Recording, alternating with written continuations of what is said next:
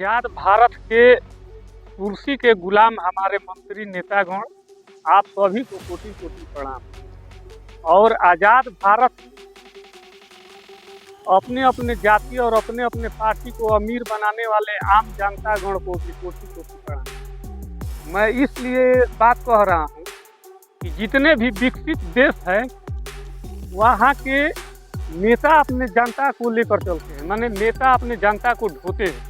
लेकिन हमारे यहाँ उल्टा सिस्टम है। हमारे यहाँ जनता अपने अपने जाति के नाम पर अपने अपने नेता को ढोते हैं। इसलिए हालात गंभीर है, खास करके बिहार में। और जितना भी विकसित देश देख लीजिए, चाइना हो, जापान हो, इटली हो, अमेरिका हो, जो भी विकसित देश है, जबकि हमारा पहले जो इंडिया था एक सोने का चिड़िया कहा जाता था, लेकिन आज नेताओं ने ऐसा हालात बना के रख दिया, कुछ भी नहीं कह सकते हैं उसके बारे में। इतना हालात बिगड़ गया है कि वहाँ के जो भी विकसित देश है वहाँ के नेताओं का सोच है कि हमारे देश के नागरिक शिक्षित हो, उसके पास स्किल हो, उसके पास अर्थ की कमी न हो, ताकि मेरा जनता सुरक्षित रहे, अपने लिए कुछ करे, देश के लिए कुछ करे।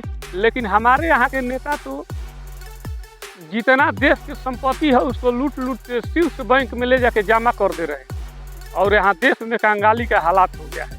और संविधान सब कहते हैं कि हम गरीबों के नेता है, संविधान बचाना मेरा कर्तव्य है। संविधान को तो सब चेथरा उड़ा दिया है नेता लोग। कोई बात करेगा कि संविधान बचाए?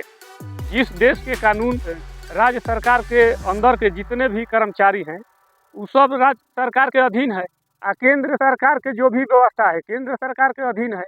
मान लीजिए जैसे सुप्रीम कोर्ट भी केंद्र सरकार के अधीन कर दिया है। यहाँ बिहार में जितने भी सिस्टम है सब मुख्यमंत्री के अधीन है, उधर प्रधानमंत्री के। तो इस स्तर पर जब वहाँ पर उस तरह का अच्छा सोच वाला व्यक्ति जाएगा तो अभी तो जनता के कल्याण होगा। इसलिए आप लोग से हाथ जोड़ के विनती है कि अब ये सोचिएगा कि ये लोग विकास कर देगा, नहीं होगा। नया विकल्प आप लोग अब आने वाले चुनाव में नया विकल्प चुनिए। इन्हीं चंदों शब्द के साथ आप लोग को फिर से कोटि कोटि प्रणाम करता हूँ। बिहार बदलिए, देश बदलिए। धन्यवाद।